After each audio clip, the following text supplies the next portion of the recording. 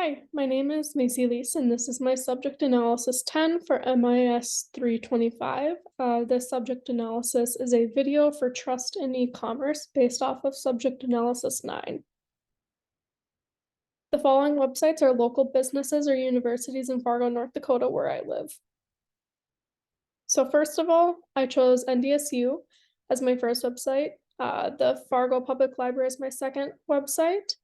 And the third URL is to the university in Moorhead, which is located just across the river. It's actually closer to my house than the actual Fargo Public University. So these two cities operate very closely and they've created a metropolitan area together.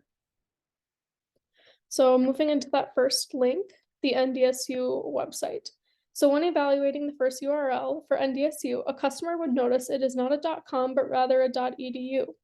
It is not a commercial website, and this website is reliable as it is run by an established institution. The website demonstrates expertise and it does not use vague language. While evaluating the trustworthiness, I also noticed that the website does not have an obvious political agenda and there does not seem to be any bias. To make sure the information was current, I did check for a last updated date.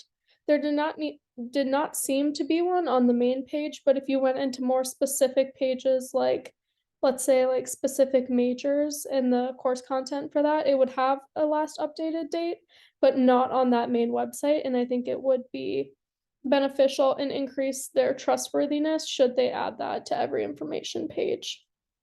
So I did deem this website as trustworthy, and the link is at the bottom if you want to check it out. The second link is to the Fargo Public Library. Here, right away, when I was critiquing the website, I noticed it was a .gov website, which makes me feel better right away. It was a great start. So it was an established institution and is run by a government agency, which lends to its reliability. The website displays expertise where articles are written with the names and qualifiers of who wrote them. This is not a commercial website, and consumers do not need to worry about them trying to sell them something, which adds to the reliability and trustworthiness. The information is nonpartisan, and the information shared has authors listed where appropriate as well. It has a last updated date as of 10/18/22, which was just one day prior to when I wrote my subject analysis 9, so that was good to see. But if you go to that main page, it does not have a last updated date. And I do think, again, like with NDSU, it would be beneficial to have it on every page. And I did deem this one as trustworthy. And once again, the link is at the bottom. So that final link was for MSUM, which is that public university, which I mentioned was just across the river. Once again, I noticed that there was no last updated on date on the main page. I sound like I'm repeating myself, but definitely would be beneficial to add that in there. It was a .edu and it's run by an established institution. It demonstrates expertise and uses clear language. There's no political agenda, and it does not present with bias.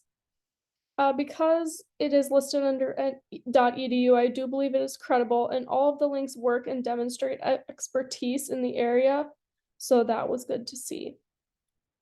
Overall, each of the three websites was a place I would trust. I would not be concerned about sharing my information with the sites. They all have privacy statements and policies written in length that consumers can read.